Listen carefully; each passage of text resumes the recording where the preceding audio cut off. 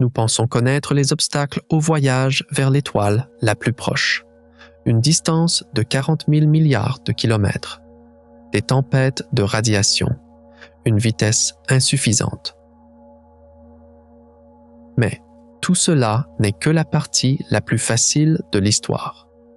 Le mur le plus grand, le plus infranchissable, n'est pas dans l'espace, il est dans votre esprit, car un vaisseau qui partirait aujourd'hui serait dépassé dans l'obscurité par un vaisseau beaucoup plus rapide, qui partirait dans 50 ans. C'est pourquoi la seule décision logique est d'attendre. Et comme cette logique ne se démode jamais, ce vaisseau ne décolle jamais. Mais l'ironie la plus cruelle n'est même pas celle-là. Si vous êtes prêt à comprendre que ce piège tendu par notre propre esprit est encore plus impitoyable que l'univers lui-même, vous êtes au bon endroit. Car si nous n'arrivons pas ce soir, ce n'est pas à cause des étoiles. Zadiatsetstos. C'est à cause de nous. Nous commençons. L'objet le plus rapide jamais construit par l'humanité est Voyager. Voyager 1. Qui s'éloigne de nous à 17 km par seconde. C'est notre record.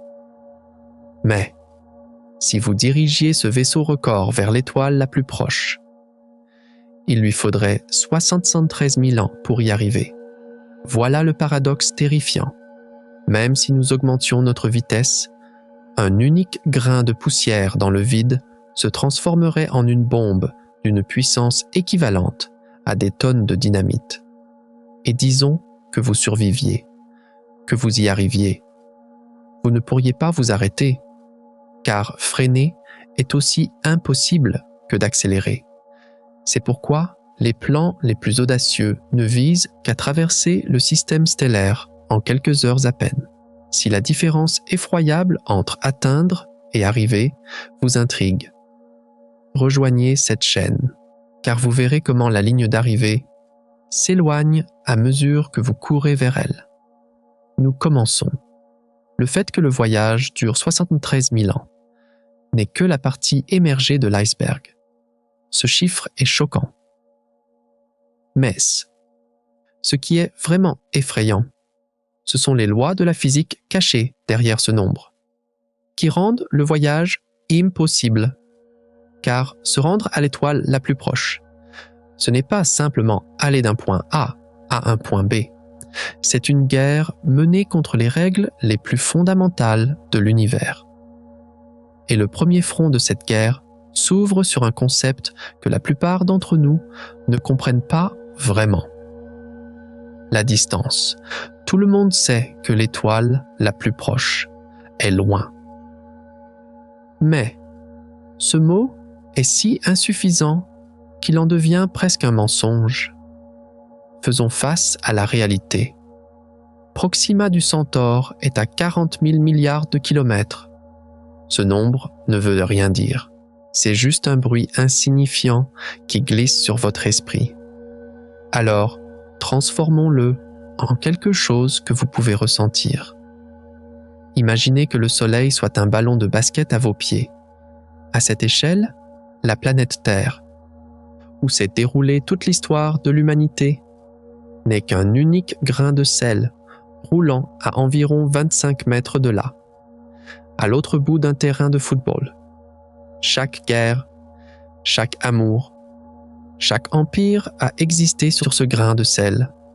Alors, à cette même échelle, c'est où se trouve l'étoile la plus proche? Où est Proxima du Centaure? C'est une autre bille. Mais elle n'est pas à 6500 mètres. Elle est à 6500 km. Si le Soleil est un ballon de basket dans votre ville, l'étoile voisine la plus proche est une bille sur un autre continent, de l'autre côté de l'océan.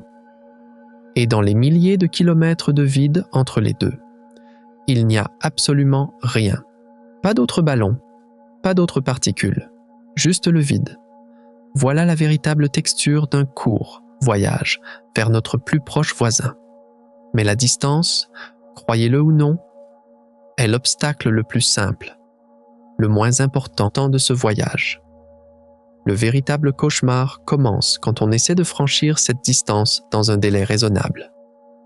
Car la question qui vient immédiatement à l'esprit est « Pourquoi n'allons-nous pas plus vite ?» La réponse à cette question se cache dans le piège le plus impitoyable de la science des fusées.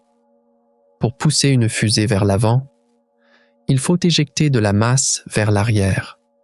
Pour aller plus vite, il faut éjecter plus de masse, donc transporter plus de carburant. Mais ce carburant lui-même est une masse. C'est pourquoi vous avez besoin d'encore plus de carburant pour déplacer ce carburant supplémentaire. C'est un cercle vicieux, et ce cercle se transforme en cauchemar à mesure que les chiffres augmentent. Car si vous vouliez atteindre l'étoile la plus proche en quelques décennies avec une fusée chimique, le vaisseau lui-même devrait être plus grand qu'une planète, et la quasi-totalité de sa masse serait constituée du carburant nécessaire pour amener une minuscule capsule à destination. C'est pourquoi aller plus vite ne signifie pas seulement construire de plus gros moteurs. Cela signifie abandonner complètement l'idée de la fusée telle que nous la connaissons. Les ingénieurs le savent depuis des décennies. C'est pourquoi ils ont conçu sur papier des projets incroyables.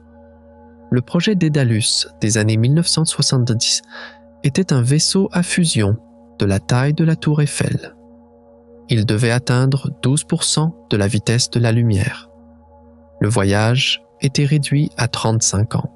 Le projet Breakthrough Starshot, lui, a imaginé de minuscules voiles de la taille d'un timbre-poste, poussés par un laser géant. 20% de la vitesse de la lumière. Temps d'arrivée, 21 ans. C'est le chiffre le plus optimiste que vous entendrez.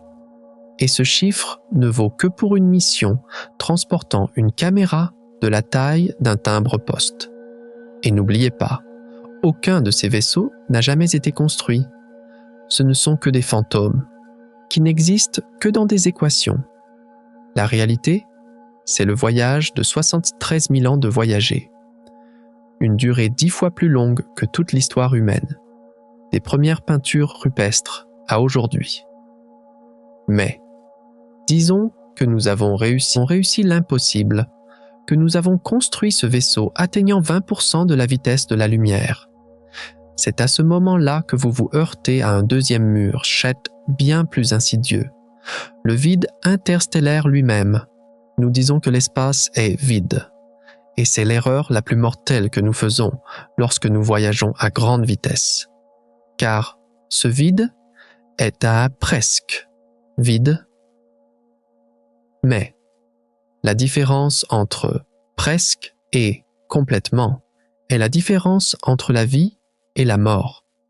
Dans le nuage interstellaire local où nous nous trouvons, il n'y a que 0,3 atomes par centimètre cube.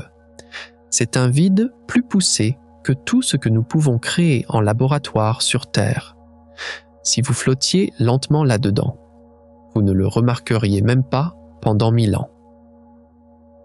Mais vous ne flottez pas. Vous traversez ce vide à 20% de la vitesse de la lumière, soit 60 000 km par seconde. Et à cette vitesse, ces atomes uniques ne sont plus inoffensifs. Du point de vue de votre vaisseau, le vaisseau est immobile et une pluie d'atomes s'abat sur lui à 60 000 km par seconde. Un seul atome d'hydrogène frappant le vaisseau à cette vitesse transporte une énergie d'environ 5 millions d'électronvolts. C'est un type d'énergie que nous associons à la radiation nucléaire.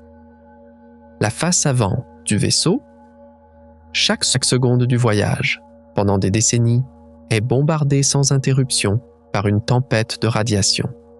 La chose la plus vide de l'univers se transforme en arme, simplement parce que vous osez vous déplacer rapidement à l'intérieur. Mais les atomes sont le petit problème. Le véritable cauchemar ce sont les grains de poussière dispersés dans ce vide. Un grain de poussière invisible à l'œil nu, d'un millionième de milligramme. Lorsqu'il heurte votre vaisseau à cette vitesse, il libère la même énergie que 11 kg d'explosifs puissants. Une particule d'un seul gramme, le poids d'un trombone, provoque une explosion équivalente à plus de 100 tonnes de dynamite. Le vaisseau ne flotte pas dans un vide paisible. Il est sous le feu constant du vide lui-même, criblé de projectiles, ayant chacun la puissance d'une bombe. La distance vous tue lentement. Les équations de vitesse vous emprisonnent sur Terre. Et si par miracle vous parvenez à vous échapper, le vide lui-même tente de vous désintégrer. Mais tout cela ne concerne que la première moitié du voyage. Car supposons que vous ayez résolu tout cela, que vous ayez construit le vaisseau parfait et que vous ayez survécu à cette traversée impitoyable. C'est alors que vous devez faire face à une question bien plus fondamentale, à laquelle presque personne ne pense. Une fois arrivé, comment allez-vous vous arrêter? Car s'arrêter dans l'espace n'est pas gratuit. Ce n'est pas automatique non plus. Au contraire, c'est une manœuvre qui consomme autant d'énergie, voire souvent plus, que l'accélération. C'est le troisième mur du voyage, le plus impitoyable, car ce mur crée cette différence énorme entre atteindre et arriver. Et cette différence détruit silencieusement la plupart de nos rêves. Sur Terre, s'arrêter est si facile pour nous. C'est pourquoi nous n'y pensons même pas, en arrêtant une voiture. Les freins n'ont pas à stocker toute l'énergie du voyage. Les plaquettes frottent contre les disques. Les pneus contre l'asphalte. La résistance de l'air travaille contre vous. L'énergie cinétique est dissipée sous forme de chaleur dans un monde immense qui l'accepte volontiers. La planète elle-même. En sautant en parachute, c'est l'air qui fait le travail.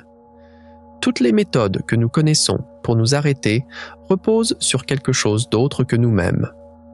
Quelque chose de géant sur lequel nous pouvons nous appuyer. Le sol, l'air, l'eau. Mais, dans le vide interstellaire, il n'y a rien sur quoi s'appuyer. Pas de route, pas d'air, pas d'eau, juste le vaisseau et le vide. C'est pourquoi, pour ralentir, le vaisseau doit faire tout le travail avec ses propres ressources. Tout comme il a éjecté de la masse vers l'arrière pour avancer, il doit éjecter de la masse vers l'avant pour s'arrêter. Il doit dépenser à nouveau toute l'énergie qu'il a dépensée.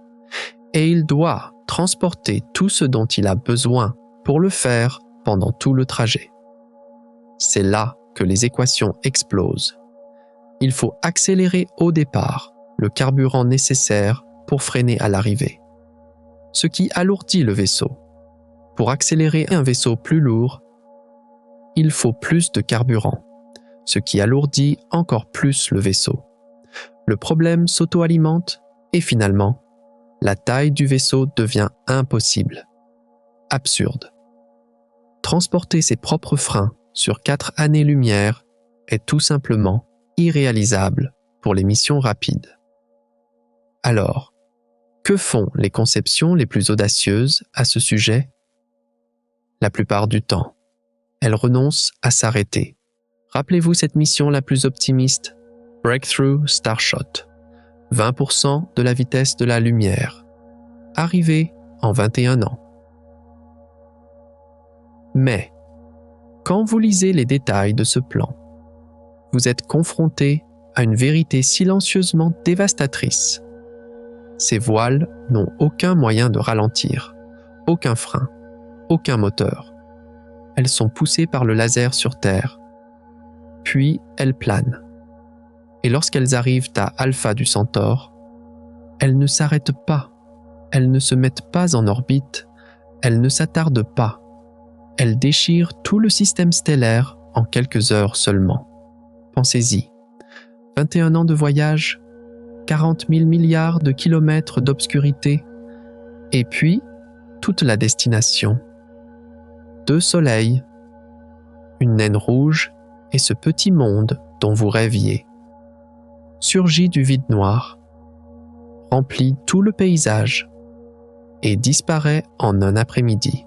Cette petite voile capture autant d'images qu'elle peut en passant à toute vitesse. Quelques clichés, une poignée de secondes de données. Et puis, l'étoile rapetisse derrière elle. Et cette voile continue de tomber dans le vide de l'autre côté, vers nulle part, pour toujours. Ce n'est pas une arrivée, c'est l'univers qui vous laisse jeter un œil un instant, puis vous emporte pour l'éternité. Et cela nous mène au 4e mur, le plus étrange et peut-être le plus infranchissable de tous. Ce mur n'est pas fait de physique, ni d'acier ou de carburant. Ce mur est fait de logique. Il consiste simplement en un être humain sensé qui fait des calculs et prend une décision rationnelle. Et cette décision est « ne pars pas ». En 2006, un ingénieur nommé Andrew Kennedy a avancé une idée simple mais bouleversante, qu'il a appelée le calcul de l'attente. L'idée est la suivante. Notre technologie s'améliore avec le temps. Chaque génération peut construire des vaisseaux un peu plus rapides que la précédente. Disons qu'aujourd'hui, vous lancez votre vaisseau interstellaire avec la meilleure technologie disponible. Il entame son voyage qui durera des décennies. Mais, après votre départ, le progrès ne s'arrête pas sur Terre. Les ingénieurs continuent de travailler. Les vitesses augmentent.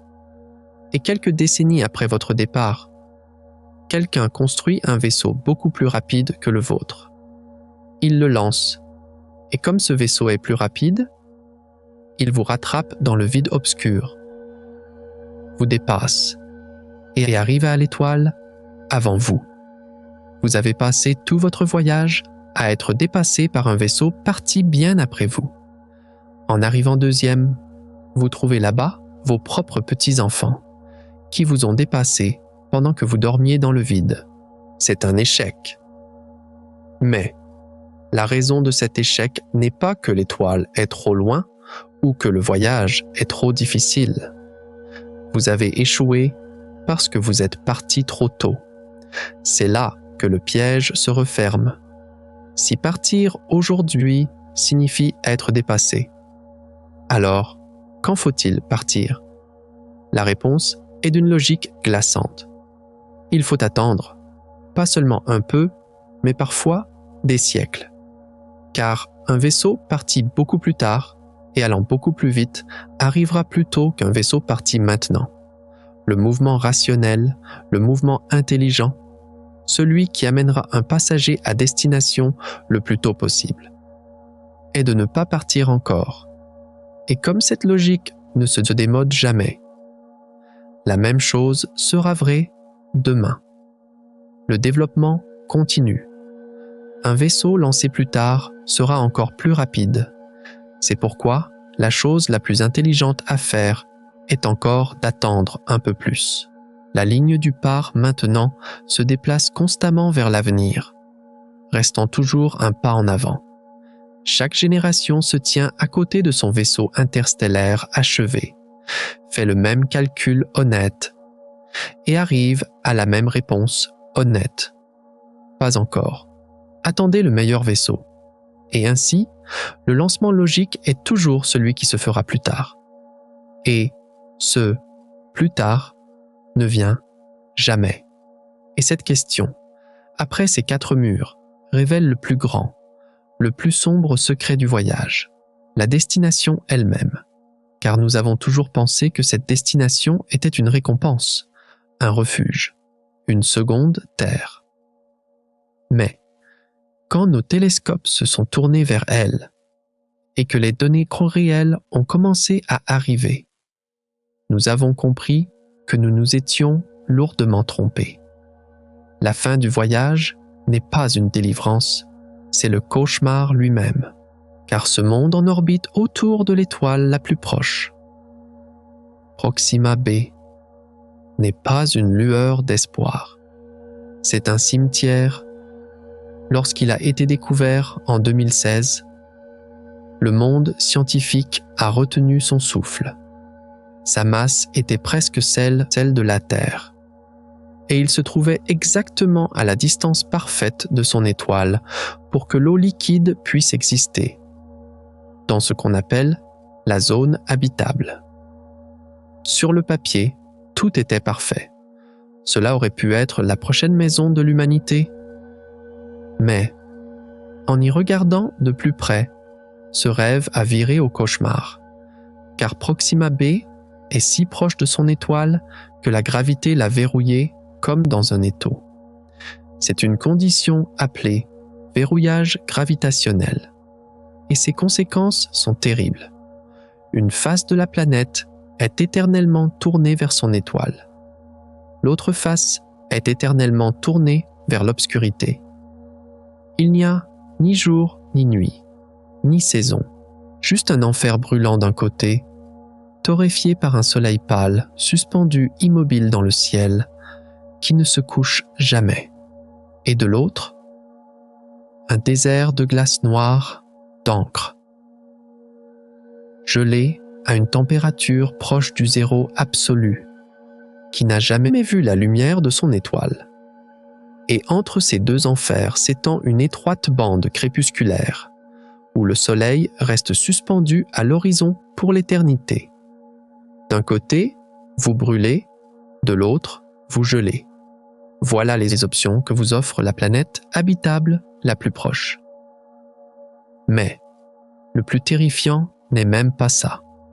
Le plus terrifiant, c'est le diable lui-même, suspendu dans ce ciel. Car Proxima du Centaure n'est pas une étoile comme notre Soleil, calme et fiable. C'est une naine rouge. Ne vous y trompez pas. Sa petite taille et sa pâleur ne la rendent pas docile. Au contraire, elles la transforment en un monstre imprévisible. Les naines rouges sont tristement célèbres pour leurs éruptions violentes. Les super-éruptions. Et en mai 2019, les astronomes ont été témoins de la violence dont Proxima pouvait faire preuve. En seulement 7 secondes, la luminosité de l'étoile en lumière ultraviolette a été multipliée par 14 000. Pensez-y, vous êtes sur votre planète et le Soleil dans votre ciel, en moins de temps qu'il n'en faut pour prendre une lente inspiration, se met à briller 14 000 fois plus fort, crachant sur vous un feu d'ultraviolet. Et ce n'est pas un événement qui se produit une fois par million d'années. Proxima le fait souvent. Les mesures montrent que la planète Proxima b est exposée à 400 fois plus de radiation X que la Terre n'en reçoit du Soleil. 400 fois. Cela ronge l'atmosphère de la planète comme du papier de verre depuis des milliards d'années. Chaque éruption arrache un peu plus des couches supérieures de l'atmosphère et les projette dans l'espace. Que reste-t-il après des milliards d'années de cette torture?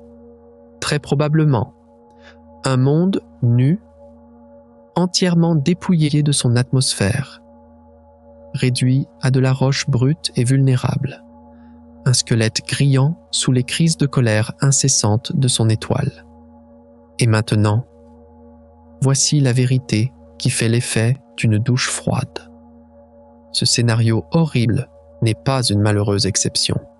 C'est très probablement la règle dans notre galaxie, car les naines rouges sont le type d'étoile le plus courant dans la Voie lactée. De très loin, la grande majorité des étoiles dans le ciel sont ces petites braises pâles, prêtes à exploser. Par conséquent, lorsque nous cherchons d'autres terres dans les zones habitables des étoiles proches, la plupart des candidats que nous trouvons seront comme Proxima b, des mondes rôtis en verrouillage gravitationnel niché près d'une naine rouge colérique, Nakot, et très probablement avec une atmosphère déchiquetée. L'arrangement doux, calme et distant que possède notre propre monde. Cette structure qui permet à une planète de conserver son atmosphère et ses océans pendant des milliards d'années pourrait être la rareté. Et cette braise verrouillée, battue par les flammes, pourrait montrer à quoi ressemblent vraiment la plupart des planètes semblables à la Terre. Cela signifie que notre plus proche espoir n'est pas seulement une déception. Cela signifie que la même déception nous attend probablement à la plupart des adresses que nous pouvons atteindre. La distance, la rapidité, la vitesse, le vide, la tête, le problème de l'arrêt, le piège logique, et maintenant, le fait que la destination elle-même soit un enfer. Tous ces faits impitoyables sont-ils un message que nous envoie l'univers? Un système infranchissable conçu pour nous garder à la maison? Ou est-ce que nous, dans ces équations, nous manquons un détail, une issue, cette possibilité qui semble impossible? Mais nous ne manquons rien. L'univers ne manque rien, car ces obstacles ne sont pas une coïncidence. Ils sont le système lui-même. Et chaque fois que vous cherchez un moyen astucieux de contourner ce système, une porte de sortie, l'esprit s'accroche immédiatement au même bel espoir. Et si nous pouvions tordre le temps lui-même? C'est la découverte la plus extraordinaire de toute la physique. Et elle brille comme une lueur d'espoir.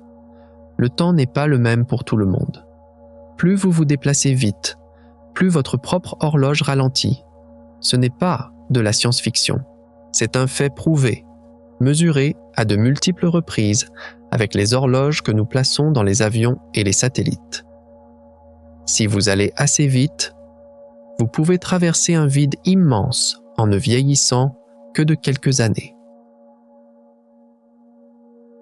Tandis que des siècles s'écoulent pour le monde que vous avez laissé derrière vous. C'est la porte magique qui rendrait les étoiles accessibles en une seule vie humaine. Alors, tendons la main vers cette porte honnêtement et voyons à quel point elle s'ouvre. La réponse? Presque pas, car ce cadeau ne se manifeste que lorsque vous vous approchez vraiment de la vitesse de la lumière. Aux vitesses que nous pouvons raisonnablement construire, son effet est presque nul. Les chiffres sont impitoyables. À 1/10 de la vitesse de la lumière, ce qui est déjà bien au-delà de tout vaisseau que nous savons construire. Le ralentissement du temps n'est que de 0,5%. 1/2%. Qu'est-ce que cela signifie? Si le voyage dure 100 ans selon les horloges terrestres, l'équipage vieillira de 99 ans et demi au lieu de 100. Ils gagneront 6 mois sur un voyage d'1 siècle. Voilà tout le cadeau de la dilatation du temps à cette vitesse. Elle ne raccourcit pas le voyage. Elle ne permet à personne de sauter des décennies. L'équipage vit la quasi-totalité du voyage en temps réel, éveillé, vieillissant chaque année, tout comme tout le monde qu'ils ont laissé derrière eux. La magie ne commence que dans la dernière tranche de la vitesse de la lumière, à 90% de la vitesse de la lumière. Le temps est à peu près divisé par 2. Pour cet effet incroyable, où des siècles passent à l'extérieur, tandis que seules des années passent à l'intérieur. Vous devez vous approcher de la vitesse de la lumière elle-même, à 99,9% et au-delà. Et chaque pas que vous faites vers cette limite nécessite exponentiellement plus d'énergie que le précédent. Et cela crée l'ironie la plus cruelle. Le seul effet qui pourrait sauver le voyageur de la durée du voyage ne devient généreux qu'aux vitesses qui rendent le voyage le plus mortel. Les vitesses où chaque atome du vide frappe avec la plus grande force, où chaque grain de poussière se transforme en la bombe la plus violente. L'univers vous offre le raccourci et le coup fatal dans le même paquet, à la même vitesse. Si vous prenez l'un, vous devez prendre l'autre. Et un autre raccourci? Et si au lieu d'aller vite dans l'espace, nous déplacions l'espace lui-même? C'est l'idée la plus audacieuse de la physique. Et étonnamment, les équations le permettent. En 1994, un physicien nommé Miguel Alcubierre a écrit une solution qui décrit exactement cela. Imaginez une bulle d'espace-temps où le vaisseau reste tranquillement. Maintenant, imaginez que l'espace se contracte devant la bulle et se dilate derrière elle. Le vaisseau est transporté sur cette vague comme un surfeur. Et comme ce n'est pas le vaisseau qui bouge, mais l'espace lui-même, il n'y a pas de limite de vitesse. En principe, vous pourriez arriver à l'étoile la plus proche en quelques jours et l'équipage ne sentirait rien. C'est une idée vertigineuse et de la vraie mathématique. Mais, quand vous demandez ce qu'il faut pour la construire, la porte se referme au nez.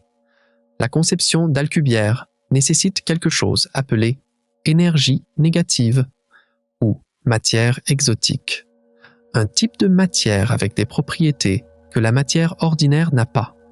Nous ne l'avons jamais trouvée dans les quantités requises pour cette conception. Et elle pourrait même ne pas exister sous une forme utilisable. Pire encore, des études ultérieures ont montré que même si vous construisiez une telle bulle, ses parois pourraient accumuler des radiations mortelles et, en essayant de s'arrêter, libérer ces radiations de manière catastrophique, incinérant tout à destination. La bulle de distorsion reste une belle mathématique, pas un chemin à emprunter. Et les trous de verre? Un tunnel reliant deux points éloignés de l'espace, entrer près de la Terre et sortir près de Proxima. Ils souffrent de la même maladie. Maintenir un tel tunnel ouvert nécessite encore cette étrange énergie négative. C'est comme si l'univers avait mis le même cadenas sur chaque porte. Et la voie d'évasion la plus simple, la plus ancienne, et si les distances étaient un mensonge? Et si les étoiles n'étaient pas si loin en réalité? C'est une pensée réconfortante. Mais elle est réfutée par une simple géométrie, par une méthode connue depuis 2000 ans appelée parallaxe. Levez votre doigt et regardez-le d'abord avec un œil, puis avec l'autre. Il saute par rapport à l'arrière-plan. Les astronomes font de même. Ils regardent une étoile lorsque la Terre est d'un côté de son orbite autour du Soleil. 6 mois plus tard, ils la regardent à nouveau de l'autre côté et ils mesurent ce minuscule décalage. En 1838, Friedrich Bessel a été le premier à le faire. Aujourd'hui, le satellite Gaia le fait pour plus d'1 milliard d'étoiles avec une précision incroyable. Et cette simple géométrie nous dit que la distance de Proxima est de 4,24 années-lumière. Ce n'est pas une théorie, c'est une mesure.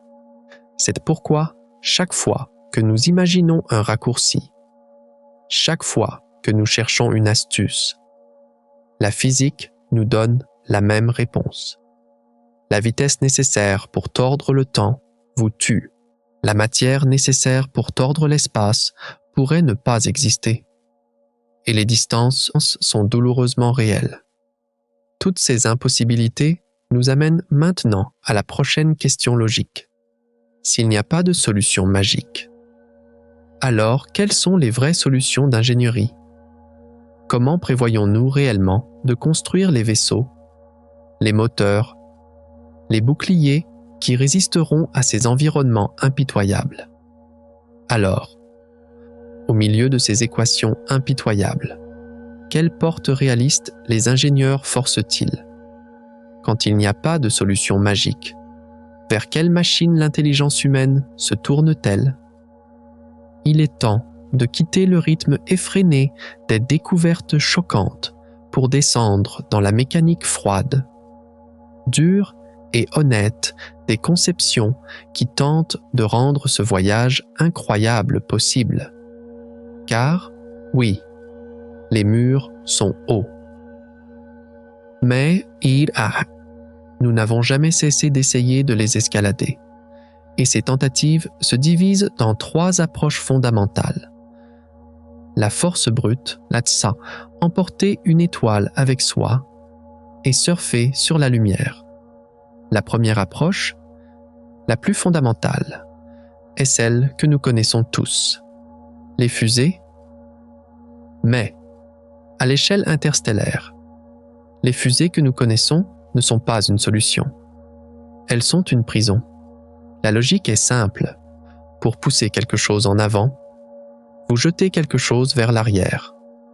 Pour aller plus vite, vous jetez plus de choses, ce qui signifie plus de carburant. Et c'est là que le cauchemar commence. C'est ce qu'on appelle la tyrannie de l'équation de la fusée. Pensez-y comme ceci. Vous partez pour une longue randonnée et vous devez transporter toute votre nourriture sur votre dos. Mais, comme la nourriture est lourde, vous avez besoin d'énergie supplémentaire pour porter ce poids.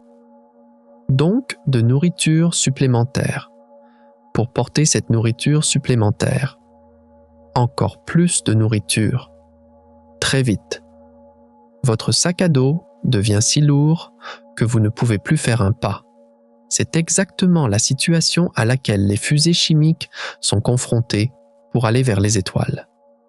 Pour atteindre ne serait-ce qu'une petite fraction de la vitesse de la lumière, disons 1%. Il faut une quantité si ahurissante de carburant que le vaisseau lui-même devrait être plus grand qu'une planète. Et la quasi-totalité de cet énorme vaisseau-planète serait constituée du carburant nécessaire pour amener une minuscule capsule à destination. C'est physiquement impossible.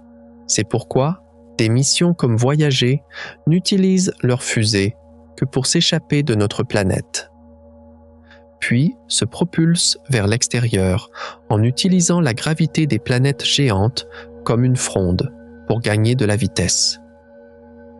Mais, même cela ne les amène qu'à 17 km par seconde. Un voyage de 73 000 ans vers l'étoile la plus proche. C'est pourquoi les ingénieurs ont compris que la force brute ne fonctionnerait pas. Ils devaient rendre le carburant plus efficace, beaucoup plus efficace. Ce qui nous amène à la deuxième idée, beaucoup plus audacieuse. Si vous ne pouvez pas transporter un dépôt de produits chimiques avec vous, pourquoi ne pas emporter une étoile miniature? C'était derrière le projet Daedalus, un monstre conçu dans les années 1970 par la British Interplanetary Society, qui n'a existé que sur le papier. Daedalus ne fonctionnerait pas avec du carburant chimique, mais avec l'énergie de la fusion, c'est-à-dire la même réaction qui se produit au cœur du Soleil. Tout comme le moteur d'une voiture pousse les pistons avec des milliers de petites explosions contrôlées. Le moteur de Daedalus pousserait le vaisseau en faisant exploser de petites bombes nucléaires de 50 fois par seconde. C'était une puissance inimaginable. Grâce à cela, Daedalus visait à atteindre 12% de la vitesse de la lumière. Cela réduisait la durée du voyage de 73 000 ans à seulement 35 ans. Mais cette puissance avait un prix. Le vaisseau aurait pesé 54 000 tonnes, la taille d'un gratte-ciel. Et la grande majorité de ce poids, soit 50 000 tonnes, était constituée de carburant. Ce carburant était même si exotique qu'il n'existait pas sur Terre. Selon le design, le vaisseau devait d'abord se rendre dans l'atmosphère de Jupiter pour y récolter une substance spéciale appelée l'isotope d'hélium 3. C'est-à-dire que, avant de construire le vaisseau nécessaire pour aller à l'étoile la plus proche, nous devions inventer la technologie pour exploiter l'atmosphère d'une autre planète.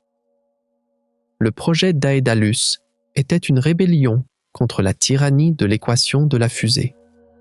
Et il nous a montré que même avec l'énergie nucléaire, aller vers les étoiles est un effort colossal, nécessitant presque toutes les ressources d'une civilisation. Mais même cela n'était pas l'idée la plus radicale, car un groupe de scientifiques a posé la question: et si nous sortions complètement le carburant de l'équation? Et si le vaisseau n'avait aucun moteur?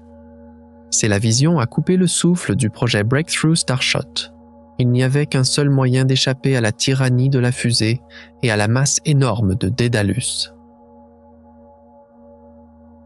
Laisser le moteur et le carburant derrière soi. Imaginez ceci: un voilier avance sur la mer, mais pas avec le vent. Il est poussé par l'air soufflé par un ventilateur géant placé sur la rive.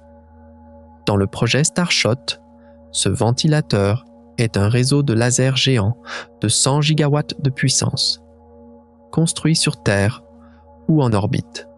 C'est la puissance totale de centaines de centrales nucléaires. Le voilier, lui, n'est qu'un matériau ultra fin de quelques grammes, appelé voile solaire. La seule chose que cette voile transporte est une puce de la taille d'un timbre-poste, contenant une caméra, des capteurs et un système de communication. Le laser se concentre sur cette voile pendant quelques minutes et la pousse avec une force énorme. C'est comme frapper une boule de billard. Cette poussée accélère cette petite voile jusqu'à 20% de la vitesse de la lumière, soit 60 000 km par seconde.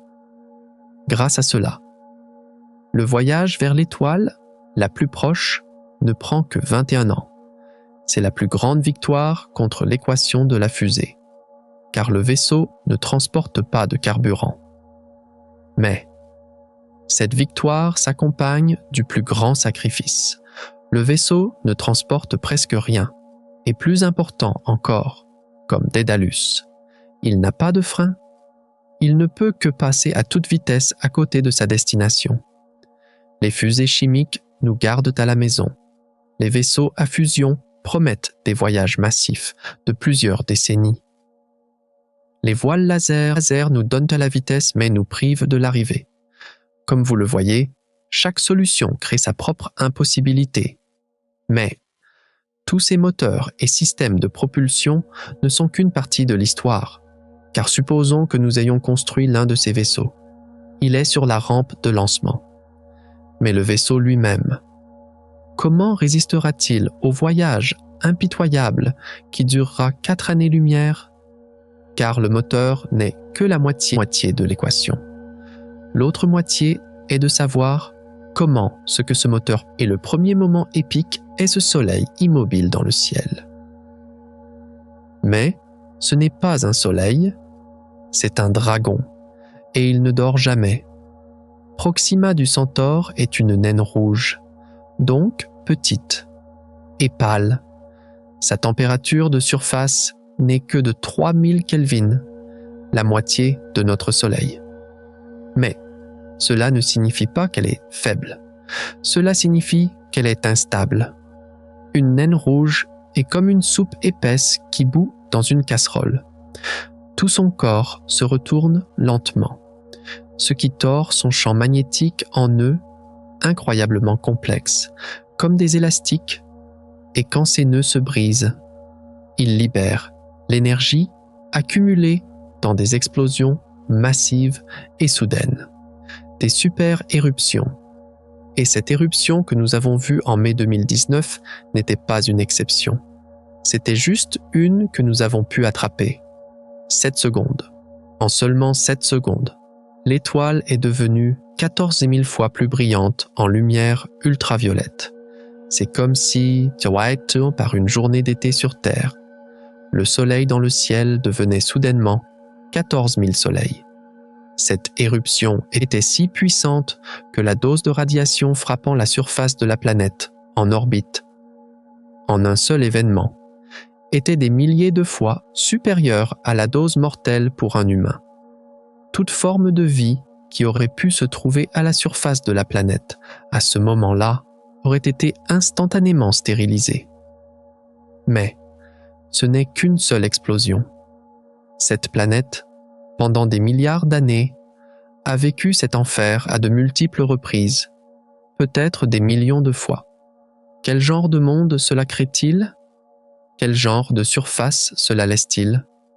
Cela n'empêche pas seulement la vie de commencer, cela détruit même le rêve de la vie. Iptrashta Maze. Cette tempête de feu n'est que la moitié de l'histoire, car là où il n'y a pas de feu, il y a une mort beaucoup plus insidieuse, beaucoup plus lente, et c'est le deuxième moment épique, la nuit éternelle, et le gel éternel. Proxima b est si proche de son étoile qu'elle est en verrouillage gravitationnel. Une face est toujours tournée vers l'étoile. Une face est toujours dans l'obscurité. Qu'y a-t-il de ce côté obscur? Rien. Une température proche du zéro absolu. Environ moins 230 degrés Celsius. C'est une froideur où l'azote de l'air gèlerait et tomberait sur le sol comme de la neige. Même si cette planète avait une atmosphère, elle se serait gelée il y a des milliards d'années sur ce côté obscur, s'effondrant sur la surface de la planète comme une immense calotte glaciaire. L'atmosphère se serait solidifiée sur une moitié de la planète. Donc, d'un côté, une roche nue, brûlée par le feu de l'étoile, battue par les radiations. De l'autre, une boule de glace aussi froide que l'espace lui-même, recouverte des restes gelés de l'atmosphère. Et entre ces deux extrêmes, une étroite bande crépusculaire. Mais cette bande crépusculaire n'est pas un refuge. Ce serait l'endroit où souffleraient les vents les plus violents de l'histoire. Car cette chaleur extrême du côté jour déplacerait le moindre vestige d'atmosphère à des vitesses incroyables vers le côté nuit. Des tempêtes de gaz bouillant et gelé, soufflant à des milliers de kilomètres par heure. Essayez de tenir debout sur cette bande étroite. C'est comme être brûlé par un sèche-cheveux d'un côté tout en étant plongé dans de l'azote liquide de l'autre. Et ce, au milieu du plus puissant ouragan de l'histoire. Feu, glace. Et entre les deux, le chaos absolu. Voilà notre plus proche voisin. La récompense qui hante les rêves de l'humanité. Mais, et si c'était juste de la malchance? Et si d'autres endroits étaient meilleurs? La réponse de l'univers est impitoyable, et c'est le troisième, le plus universel des moments épiques. Cet enfer n'est pas une exception, c'est la règle. Car environ 75% des étoiles de la Voie lactée sont des naines rouges. Les 3/4. Donc, nous sommes une anomalie. Tourner autour d'une étoile jaune et calme comme la nôtre est un luxe rare dans la galaxie. Qu'est-ce que cela signifie? Cela signifie que la grande majorité des planètes dans la zone habitable de l'univers se trouvent en orbite autour d'une naine rouge, tout comme Proxima b. C'est-à-dire que, pour être assez chaude, pour que l'eau liquide puisse exister, elles doivent être dangereusement proches de leur étoile. C'est-à-dire que la grande majorité d'entre elles sont en verrouillage gravitationnel. C'est-à-dire que la grande majorité d'entre elles sont exposées aux éruptions violentes et imprévisibles de leurs étoiles. Pendant des milliards d'années. C'est un simple calcul de probabilité, et ses conséquences sont terribles. Alors que nous cherchons une autre Terre, il est très probable que ce que nous trouvons en réalité, ce sont différentes versions de l'enfer. Des mondes verrouillés, rôtis d'un côté, gelés de l'autre, dépouillés de leur atmosphère, battus par les radiations. Peut-être que notre planète calme, bleue, tournante, est comme une seule île sûre au milieu de l'océan. Et tout autour de nous, il n'y a que des mers déchaînées. Tout ce voyage, tout ce sacrifice, toutes ces générations. Et à la fin du chemin, il n'y a que la prise de conscience de la rareté inestimable, de la chance impossible de notre propre maison. C'est la plus grande, la plus cosmique des ironies. Le rêve d'aller vers les étoiles ne nous mène qu'à comprendre à quel point rester à la maison est un immense cadeau. Tous ces murs, toutes ces impossibilités, et cette déception absolue à la fin du chemin. Ce n'est plus un simple problème d'ingénierie, cela se transforme en une question existentielle. Si nous ne pouvons pas partir, si l'endroit où nous arrivons est un enfer, Rahowa, et si notre maison est un joyau si rare, alors que devons-nous faire? Comment devons-nous vivre avec cette connaissance? Où trouverons-nous un sens dans cette pièce entourée de murs? Dans cette prison cosmique? Et maintenant, il est temps de s'arrêter et de réfléchir. Après avoir fait face à ces murs, à ces impossibilités, à ces réalités impitoyables, on est obligé de se demander quelle est exactement notre place dans cet univers, si même notre plus proche voisin est si inaccessible, et que ce voisinage est si infernal, alors que signifie pour nous toute cette étendue, toute cette obscurité? Ces questions ne sont plus celles des moteurs ou des boucliers, mais celles du sens et du but. Et leurs réponses pourront se cacher dans des endroits inattendus, juste à l'ombre de ces murs. Car ce voyage pourrait ne pas nous apprendre comment aller vers les étoiles, mais comment vivre ici, sur ce petit point bleu.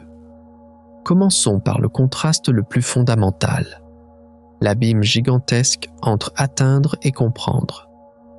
D'un côté, il y a ce vide de 40 000 milliards de kilomètres, de 73 000 ans, que nous ne pourrons jamais combler physiquement. La fragilité de notre corps, la brièveté de notre vie, la lenteur de notre technologie, tout cela se combine pour nous crier une simple vérité. Nous ne pouvons pas y aller. Nous ne pourrons jamais poser le pied sur ce monde. Nous ne pourrons jamais nous tenir sous ce ciel. C'est notre tragique réalité. Nous sommes les habitants d'une petite île, séparés du reste de l'univers par un océan infranchissable. Et nous n'avons pas de bateau pour traverser cet océan. Cela peut créer une tristesse, un sentiment de prison. Cela peut sembler une preuve de notre petitesse, de notre insignifiance. Tout cet univers magnifique est là, et nous sommes coincés ici. C'est une face de l'histoire. Mais il y a l'autre face, et cette face est beaucoup plus puissante, beaucoup plus pleine d'espoir, car oui, notre corps ne peut pas y aller. Mais notre esprit y est déjà allé. Nous pouvons mesurer la masse, la taille, la température de cette étoile à 4 années-lumière. Nous pouvons calculer le poids de la planète en orbite, sa période orbitale, et même ses conditions de surface probables. Nous faisons tout cela sans qu'un seul être humain n'ait besoin de quitter cette île. Notre attention franchit cette distance gratuitement, à la vitesse de la lumière. Et chaque nuit, la lumière de Proxima achève son voyage de 4 ans pour atteindre nos yeux et nos télescopes. Dans cette lumière est écrite l'histoire de ce lieu, et nous avons appris à lire cette histoire. C'est le vrai miracle de notre espèce. Nous pouvons conquérir intellectuellement les endroits que nous ne pouvons pas atteindre physiquement. Vous aussi, en ce moment, êtes une preuve vivante de cette vérité. Votre corps est ici, dans cette pièce, regardant cet écran. Yadawatia, mais votre esprit imagine la surface ardente et glacée d'une planète tournant autour d'une étoile à 40 000 milliards de kilomètres. Vous n'atteignez pas. Mais, vous comprenez. Et comprendre est une forme d'atteinte beaucoup plus profonde, beaucoup plus durable. Cela nous amène à un deuxième contraste. Plus personnel, la ligne fine entre prison et refuge. Tous ces murs, tous ces obstacles, peuvent à première vue ressembler aux murs d'une prison. Des limites cruelles qui nous retiennent à l'intérieur, qui nous empêchent de nous échapper. L'univers semble nous avoir emprisonnés dans ce petit, unique système solaire. L'extérieur est dangereux, l'extérieur est mortel, et il n'y a pas de sortie. C'est une pensée claustrophobe. Elle peut donner le sentiment que notre potentiel, nos rêves sont limités. Nous sommes une espèce née pour aller vers les étoiles. Mais l'univers dit non. Cela semble un destin tragique, notre condamnation. Mais, regardons l'autre côté de la médaille. Et si ces murs n'étaient pas là pour nous garder à l'intérieur, mais pour garder les dangers extérieurs à l'extérieur? Et si ce n'était pas une prison, mais un refuge? Pensez-y. Dehors, il y a des mondes rôtis par les super-éruptions, déchirés par le verrouillage gravitationnel, dépouillés de leur atmosphère. Dehors, il y a un vide où chaque grain de poussière est une bombe, chaque atome un projectile. Et ici, à l'intérieur de ces murs, qu'y a-t-il? Une étoile calme et stable. Une planète en orbite qui a conservé son atmosphère et ses océans pendant des milliards d'années. Le rythme du jour et de la nuit, le cycle des saisons, un champ magnétique et une atmosphère qui nous protègent de la pire brutalité de l'espace. Ces murs ne font pas que nous emprisonner. Ils nous protègent. L'inaccessibilité est aussi une sécurité. Vous aussi, vous faites partie de ce refuge.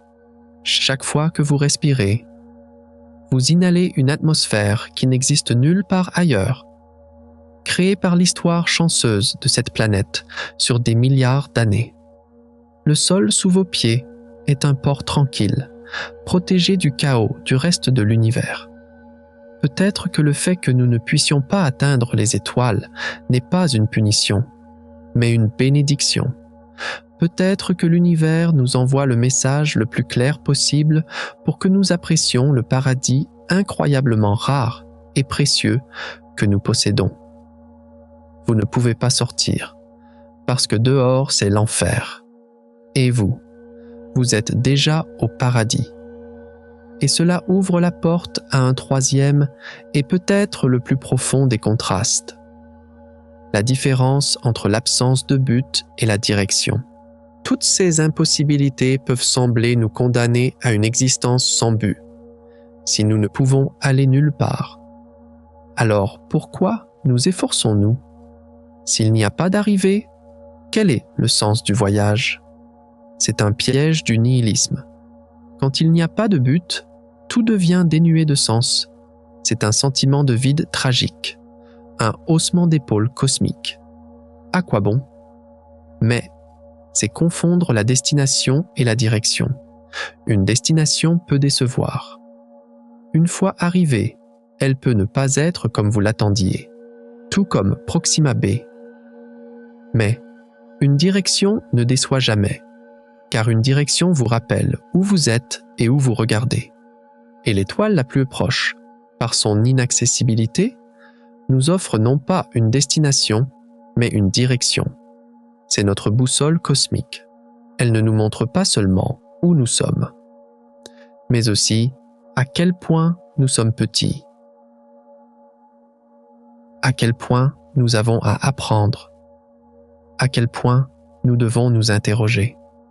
Le fait que nous ne puissions jamais y arriver ne signifie pas que nous cesserons de la regarder, de l'étudier, d'essayer de la comprendre. Au contraire, cette impossibilité attise encore plus notre curiosité. Elle nous pousse à construire de meilleurs télescopes, à développer des théories plus intelligentes, à poser des questions plus profondes. Vous aussi, vous pouvez ressentir ce sens de l'orientation chaque nuit. Quand vous regardez le ciel et que vous voyez ces points de lumière pâle, au lieu de vous sentir comme un prisonnier, vous pouvez vous sentir comme un explorateur. Votre corps peut être ici, mais votre esprit peut voyager dans cette direction.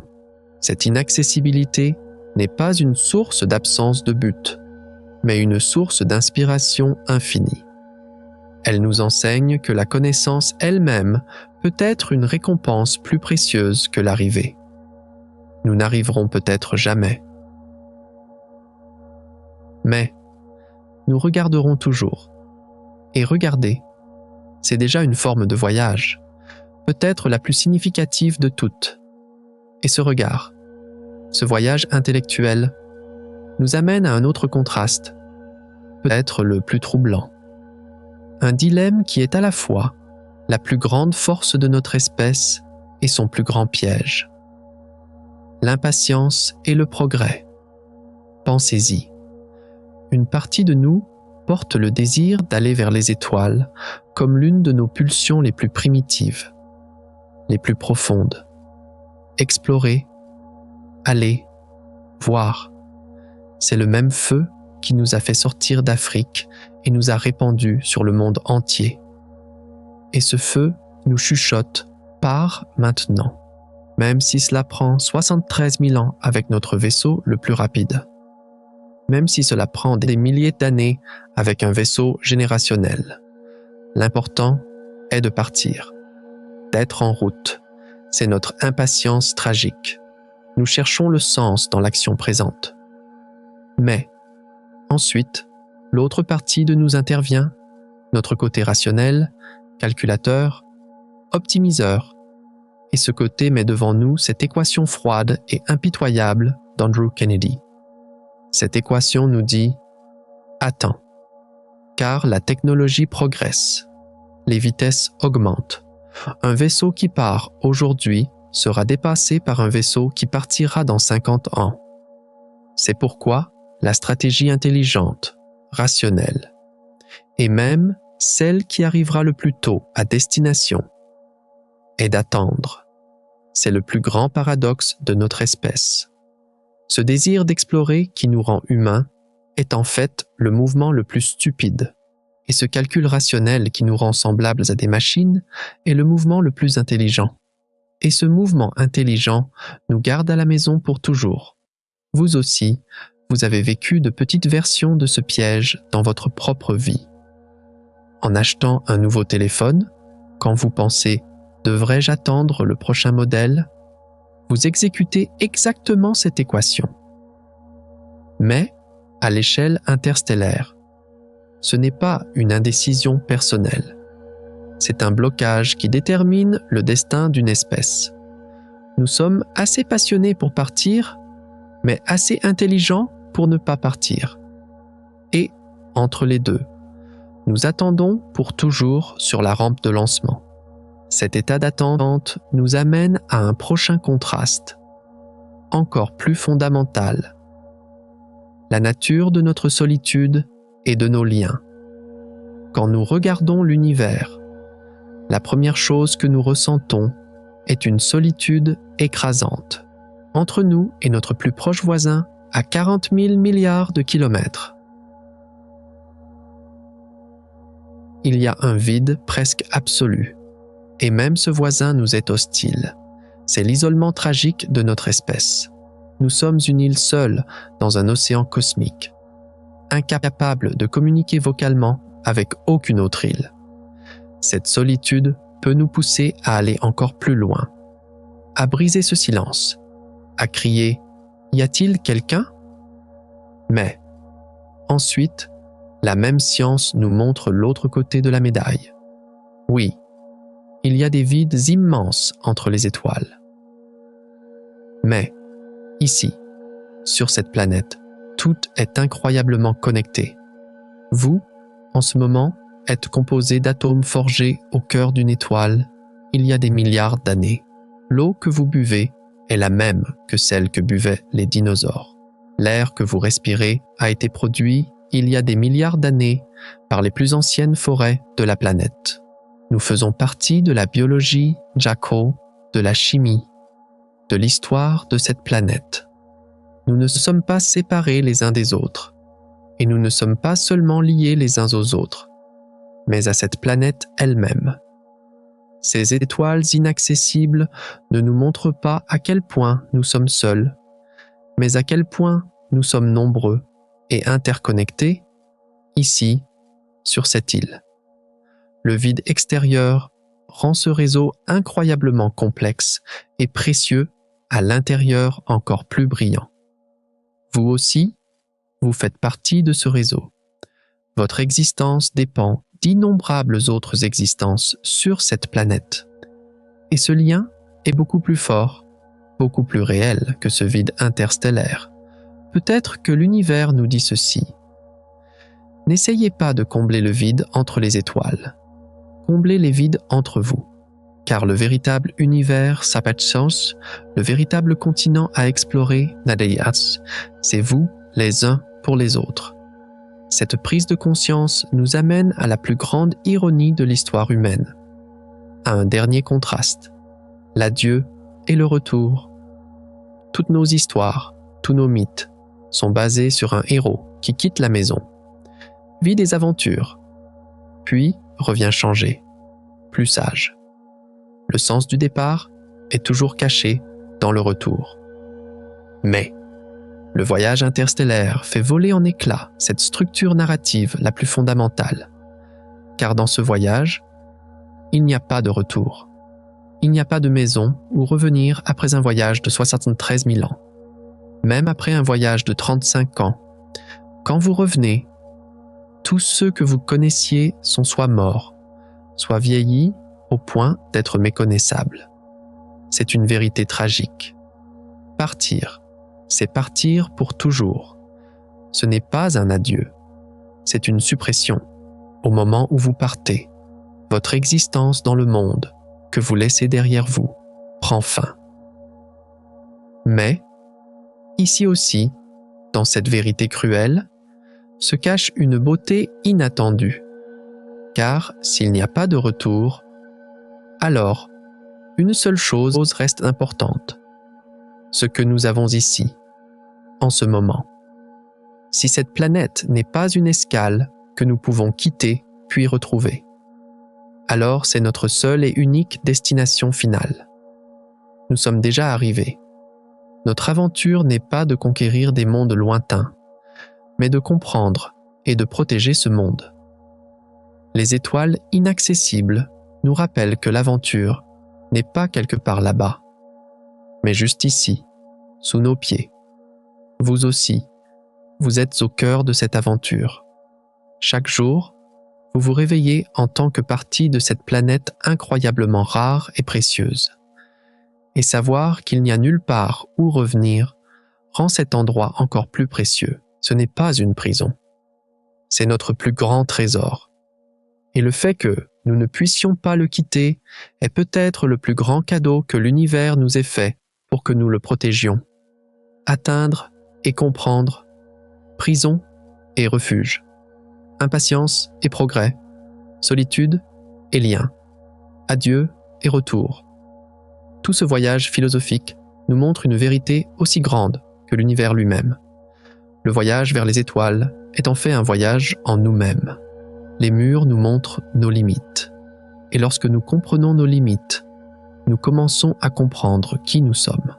À la fin de ce voyage, nous réalisons que l'étoile la plus proche est en fait un miroir qui nous montre nous-mêmes, notre propre planète, et à quel point nous sommes seuls, chanceux et responsables sur cette scène cosmique.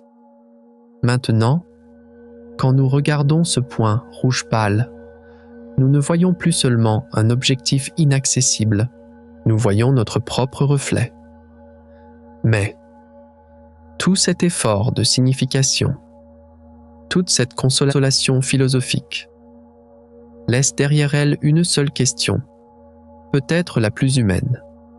Après avoir appris tout cela, après avoir vu tous ces murs et ses enfers. Qu'advient-il de ce vieux rêve d'enfant, de ce désir d'aller vers les étoiles? Ce désir meurt-il ou se renforce-t-il? Et cette question montre que ce rêve ne meurt pas. Il ne fait que changer de forme, car cette connaissance n'éteint pas ce feu, elle le purifie. Nous ne regardons plus avec un désir aveugle de conquête, mais avec une profonde compréhension et peut-être une sorte de compassion. Cela nous amène à la dernière couche, la plus intérieure du voyage, la nature de la connaissance elle-même, son statut à la fois de bénédiction et de malédiction. Ce n'est plus une question de savoir où nous allons, mais la question la plus profonde de savoir qui nous sommes.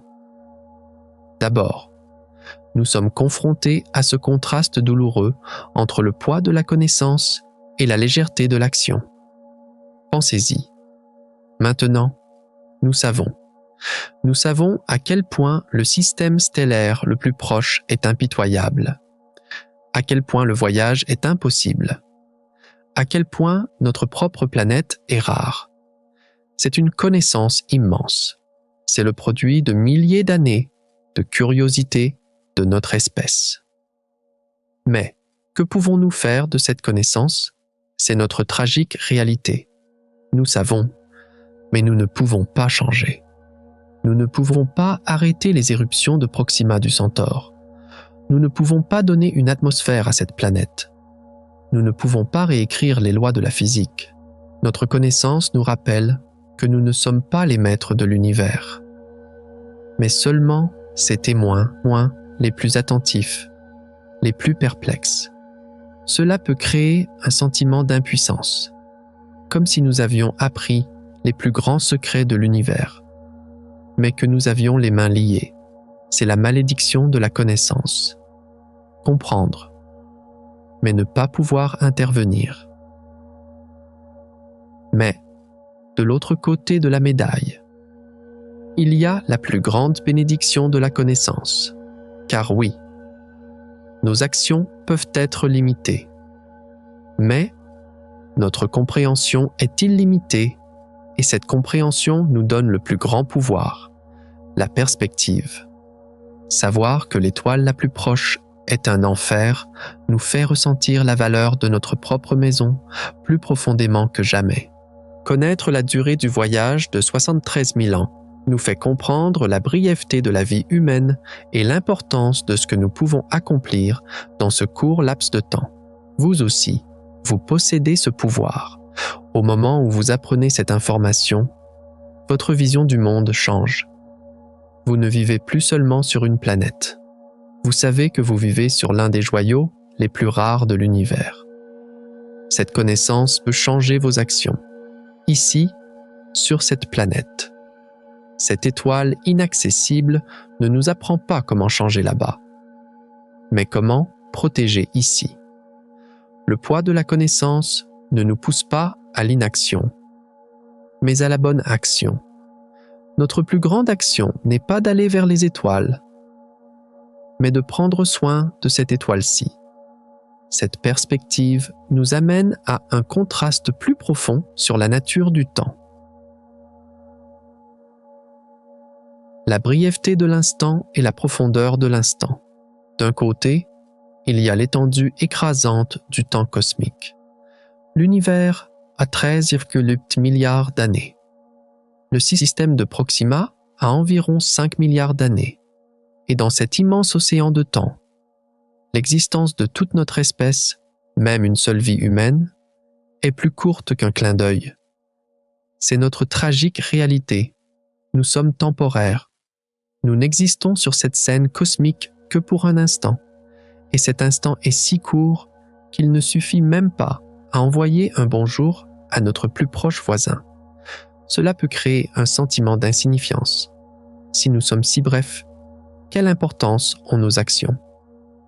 Mais, ensuite vient le mais, car oui, notre instant peut être court. Mais, ce que nous pouvons y faire tenir est infini. Une seule vie humaine, 70 80 ans n'est rien comparé à l'âge de l'univers. Mais, dans ces 70-80 ans, une personne peut tomber amoureuse, fonder une famille, créer une œuvre d'art, faire une découverte scientifique et réfléchir à l'univers lui-même.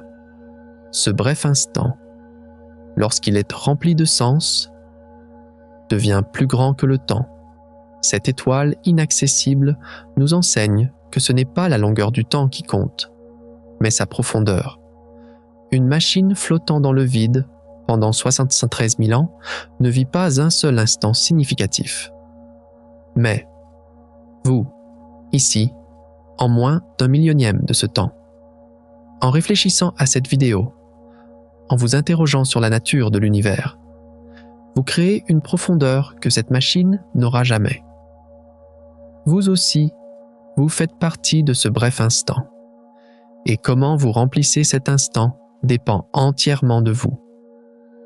La brièveté du temps n'est pas une malédiction, c'est ce qui rend l'instant précieux. Car si nous avions un temps infini, rien ne presserait, rien n'aurait de valeur. Et cette quête de valeur nous amène à un dernier contraste, le plus personnel, la nature de notre curiosité. La curiosité est la force la plus fondamentale qui nous pousse en avant. La question « Qu'y a-t-il là-bas ?» nous a portés au sommet des montagnes, au fond des océans et dans les profondeurs de l'espace. Mais le voyage interstellaire nous montre le visage le plus cruel de la curiosité. Car à cette échelle, chaque question engendre une nouvelle question, mais les réponses soit ne viennent jamais, soit viennent une vie plus tard. C'est une vérité tragique. Nous sommes une espèce condamnée à poser des questions auxquelles nous n'aurons jamais de réponse. Pour savoir avec certitude ce qu'il y a vraiment sur Proxima b, ce qu'il y a à sa surface, s'il y a une atmosphère, nous devrions y envoyer une sonde, et les données de cette sonde nous parviendraient au mieux 25 ans après son lancement, c'est-à-dire une génération plus tard. Nous posons des questions auxquelles nos enfants ou nos petits-enfants répondront. C'est un sentiment d'orphelinat intellectuel. Mais la beauté de la curiosité ne réside pas dans la réponse elle-même, mais dans la question elle-même. Même si nous n'obtenons jamais la réponse, le fait de poser la question nous relie à quelque chose de plus grand, de plus profond. Cette étoile inaccessible nous enseigne que la curiosité n'est pas une destination, mais un voyage. Et ce voyage ne se mesure pas par les réponses, mais par de meilleures questions. Vous aussi, vous faites partie de ce voyage. Chaque question qui surgit dans votre esprit ce soir est un pas de plus dans cette grande aventure humaine, même si vous n'en connaissez pas la réponse, car l'important est de ne jamais cesser de demander. La curiosité est ce fil invisible qui nous lie à l'univers, et ce fil est plus fort que les distances, hasa, les temps et même les impossibilités, le poids de la connaissance et la légèreté de l'action, la brièveté et la profondeur de l'instant, le manque de réponse et la puissance de la curiosité. Toutes ces pensées nous amènent à la même conclusion. Ces murs, ces obstacles, ne sont pas là pour nous écraser. Ils sont là pour nous forcer à grandir, pour nous forcer à être plus patients, plus compatissants, plus sages. Le voyage vers les étoiles ne nous apprend pas à conquérir l'univers, mais à nous conquérir nous-mêmes. Mais, même cette sagesse, cette acceptation sereine, laisse derrière elle un murmure troublant. Si tout cela est une sorte de leçon cosmique conçue pour faire de nous de meilleures personnes, alors, y a-t-il un examen à la fin de cette leçon? Et si oui, Quel pourrait être cet examen? Et cet examen n'est pas un événement unique et ponctuel. C'est une réponse que chacun de nous donne chaque jour après avoir été confronté à cette connaissance. Car cette leçon cosmique nous donne le pouvoir de changer non seulement l'univers, mais notre regard sur l'univers. Et cette nouvelle perspective nous force à affronter nos dilemmes humains les plus fondamentaux. La nature de nos rêves et de nos réalités, de notre silence et de notre voix, de nos fins et de nos processus. C'est la dernière étape du voyage. L'endroit où nous nous confrontons à nous-mêmes. Cette confrontation commence par cette danse délicate entre le rêve et la réalité. Depuis notre enfance, nous avons grandi avec le rêve d'aller vers les étoiles.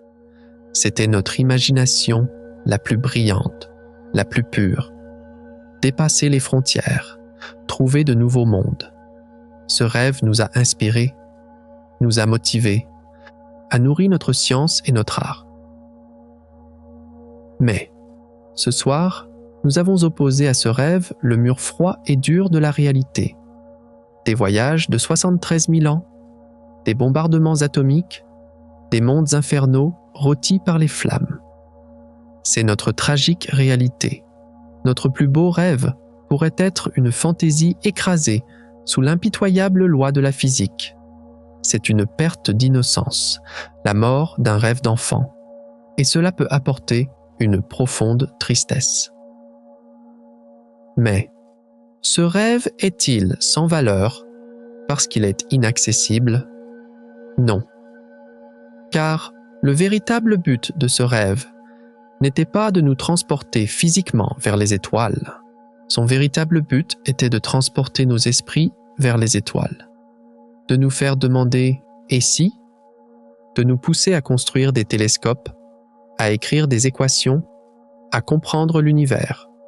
Ce rêve, même s'il ne promettait pas de destination, a lancé un voyage, le voyage de la compréhension.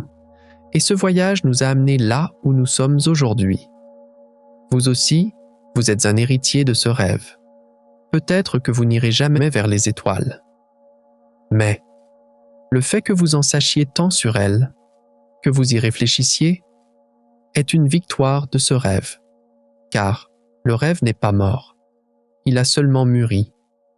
D'un rêve de conquête, il s'est transformé en une quête de compréhension.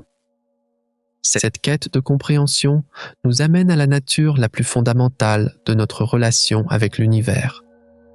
Cette dynamique profonde entre le silence et le message. L'univers est écrasant de silence.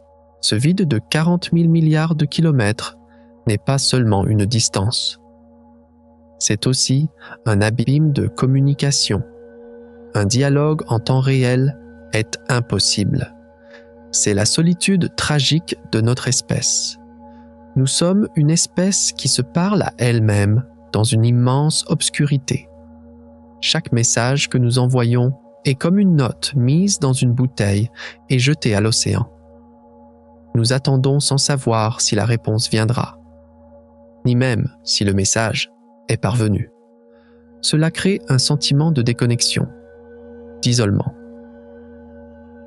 Mais c'est précisément à cause de ce silence que chaque message envoyé devient infiniment précieux. La plaque d'or de voyager est un murmure laissé dans ce silence. Chaque photon de Proxima est une lettre de 4 ans qui perce ce silence. Parce qu'il est si difficile de communiquer, quand nous le faisons, nous envoyons notre forme la plus importante, la plus distillée, la plus pure. Ce silence nous empêche de bavarder et nous force à nous concentrer sur l'essentiel. Peut-être que le silence de l'univers est une leçon qui nous apprend l'importance d'écouter et d'avoir vraiment quelque chose à dire quand nous parlons. Vous aussi, vous êtes dans cette dynamique. Quand vous regardez le ciel par une nuit silencieuse, vous sentez ce grand vide. Mais vous savez aussi que la lumière qui a voyagé pendant des milliards d'années pour atteindre vos yeux est la forme de communication la plus ancienne, la plus patiente que l'univers ait avec vous. Ce silence n'est pas absolu. Il est juste très, très lent. Et cette lenteur, cette patience, nous amène à une dernière confrontation philosophique. Le contraste entre notre monde, axé sur les résultats, et la nature, axée sur les processus de l'univers. Nous sommes une espèce obsédée par les résultats, les objectifs, les destinations. La valeur d'un projet se mesure à son achèvement. La valeur d'une vie à ce qu'elle laisse derrière elle. Mais l'univers nous montre encore et encore que les résultats peuvent être trompeurs. Le résultat sur l'étoile la plus proche est un rocher calciné. C'est une vérité tragique. Si la seule chose que nous valorisons est le résultat, alors ce voyage est dénué de sens, car il n'y a pas de coffre au trésor à la fin. Mais, et si l'univers fonctionnait avec un système de valeurs différent?